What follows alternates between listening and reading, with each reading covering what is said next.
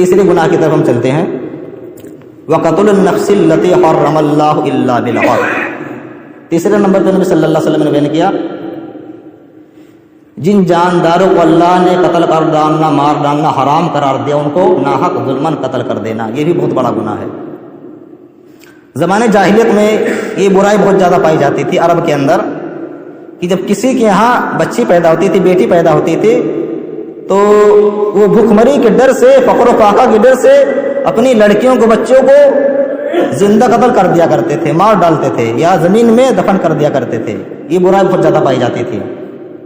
تو اللہ رب العالمین نے اس چیز کو، اس برائی کو ختم کرنے کے لیے قرآن مجید کی آیت نازل کی، جس کا ذکر اللہ رب العالمین نے سورہ بنی اسرائیل کے اندر کیا ہے. سورۃ نمبر 17 ہے، پارہ نمبر 15.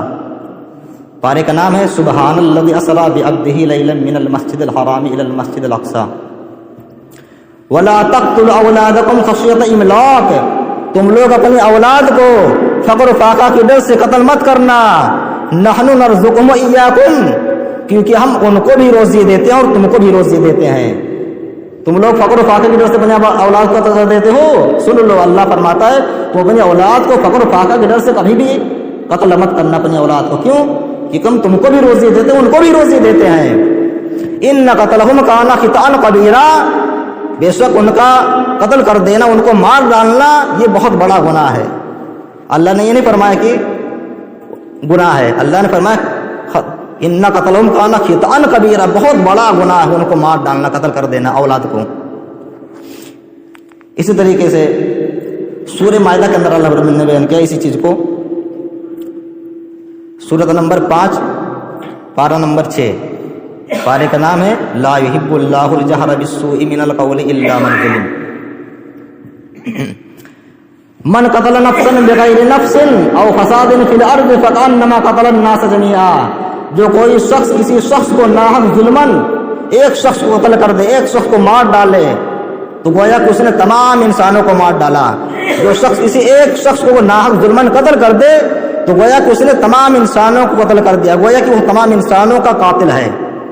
ومن احیا فکأنما احیا الناس جميعا. اور جو کوئی شخص کسی ایک شخص کی جان کو بچا لے تو گویا کہ اس نے تمام انسانوں کی جانوں کو بچا لیا. یہ اللہ رب العالمین نے بیان کیا. اسی طریقے سے سورہ نساء کے اندر اللہ رب العالمین نے اور دردناک انداز میں اس چیز کو بیان کیا ہے ایک آیت میں. سورۃ نمبر 4 پارہ نمبر 5. پارے کا نام ہے والمحصنات من النساء الا ما ملکت ایمانکم ومن یقتل مؤمنا متعمدا. جو کوئی شخص کسی مومن شخص کو ظلماً ناحق قتل کر دے، مار ڈال لے، فجزاؤہ جہنم، تو اس کا ٹھکانہ، اس کا بدلہ جہنم ہے. وغضب اللہ علیہ، اور اللہ رب العالمین کا غضب اس پر نازل ہوگا، اللہ رب العالمین اس پر غضبناک ہوگا. ولعنہ، اور اس پر اللہ کی لعنت نازل ہوگی. وأعد لہ عذابا عظیما، اور اللہ رب العالمین نے ایسے شخص کے لیے، ایسے ظالم شخص کے لیے بہت بڑا عذاب تیار کر کے رکھا ہے جو کسی مسلمان کو ناحق ظلماً قتل کر دے، مار ڈالے. اسی لیے جو اللہ کے مومن بندے ہوتے ہیں تو وہ جن چیزوں کو اللہ نے مار ڈال حرام کرا دیا ان کو وہ قتل نہیں کرتے ہیں. یہ اللہ کے مومن بندوں کی صفت ہوتی ہے کہ وہ حرام چیزوں کو قتل نہیں کرتے ہیں، ظلماً ناحق نہیں قتل کرتے ہیں. اس کی گواہی خود اللہ رب العالمین دیتا ہے قرآن مجید کے اندر، سورہ فرقان کے اندر. سورۃ نمبر 25 پارہ نمبر 19. پارے کا نام ہے وقال الذین لا یرجون لقاءنا والذین لا يدعون مع اللہ الہا آخر.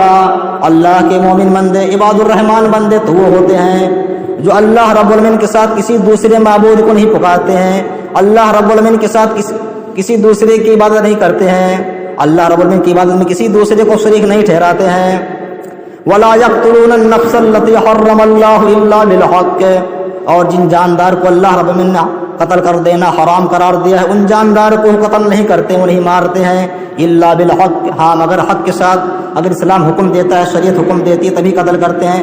شریعت کے حکم کے بغیر، اسلام کے حکم کے بغیر کسی چیز کو ناحق ظلم نہیں قتل کرتے ہیں. لیکن آپ حضرت کو معلوم ہونا چاہیے کہ 3 انسانوں کو قتل کیا جا سکتا ہے. ان تمام آیتوں کو سامنے رکھا جائے تو بات ثابت ہوگی کسی انسان کو قتل کرنا جائز نہیں ہے، لیکن 3 قسم کے لوگ ایسے ہیں کہ اسلام اس کی اجازت دیتا ہے، ان کو آپ قتل کر سکتے ہیں۔ وہ 3 قسم کے کون سے لوگ ہیں؟ اس کا ذکر نبی صلی اللہ علیہ وسلم نے حدیث میں کیا ہے۔